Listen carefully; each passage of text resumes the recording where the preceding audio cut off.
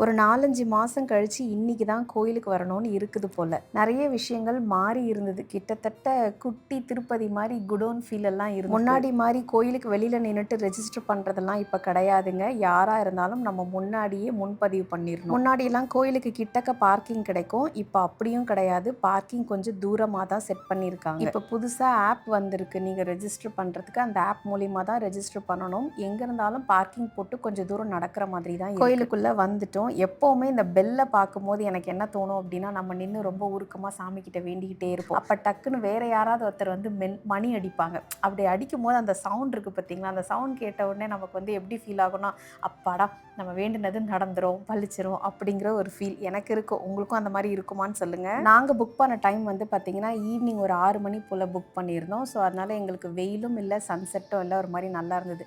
அங்கே ஒரு குட்டி பாப்பா வந்து அழகாக ஃபோட்டோக்கு போஸ் கொடுத்துட்டு இருந்ததா, அதை நான் நின்று மெய் மறந்து பார்த்துட்டு இருந்தேன். என்னதான் வந்துட்டு உள்ள கற்பூரம், ஆரத்தி, விபூதி, சந்தனம் இதெல்லாம் இல்லை அப்படின்னாலும் கோயில் தான், சாமி தான். அந்த சாமியை பார்க்குற சந்தோஷமே வந்து ஒரு பெரிய சந்தோஷம் தான். இந்த கோயிலுக்குன்னு நிறைய ஸ்பெஷாலிட்டி இருக்குங்க. அதை நம்ம சொல்லிட்டே போகலாம். இன்னைக்கு இந்த வீடியோவில் நீங்கள் பார்க்கக்கூடிய ஒரு சிறப்பு அம்சம் சொல்கிறேன் பாருங்க. இந்த கோபுரத்தோட அந்த ரிஃப்ளெக்ஷன் இருக்குது பார்த்தீங்களா, அது வந்து கீழே ரொம்ப அழகாக விழும். இப்போ நானும் இவரும் சேர்ந்து நிற்போம். அந்த இடத்த நீங்கள் பார்த்தீங்கன்னாலே தெரியும். படிக்கட்டுக்கு மேலாகட்டும் கீழாகட்டும் நாங்கள் நிற்கிற இடத்துல பாருங்கள், அந்த காலாண்ட பாருங்க, அந்த கோபுரத்தோட ரிஃப்ளெக்ஷன் ரொம்ப அழகாக விழுந்திருக்கும். என்னடா ஸ்லிப்பர்ஸோட நிற்கிறாங்களே அப்படின்னு பார்க்காதீங்க. ஒரு எல்லை கோட்டுக்கு மேலே தான் நீங்கள் ஸ்லிப்பர்ஸ் யூஸ் பண்ணக்கூடாது. அது வரைக்கும் நீங்கள் ஸ்லிப்பர்ஸ் அங்கே யூஸ் பண்ணலாம். என்னதான் இருந்தாலும் கோயில்னா பிரசாதம்னு ஒன்று கண்டிப்பாக இருக்கும் இல்லைங்களா. சுட சுட சுட சாம்பார் சாதம் சூப்பராக இருந்தது. அதையும் அழகாக வாங்கி சாப்பிட்டாச்சு. விபூதி குங்குமம் இல்லையே அப்படின்னு கொஞ்சம் மனசு வருத்தமாக தான் இருந்தது. ஆனால் பார்த்தீங்கன்னா பிரசாதம் கொடுக்குற இடத்துல அழகாக விளக்குல வச்சுருந்தாங்க. பார்த்ததுமே மனசு நிறைவாயிடுச்சு.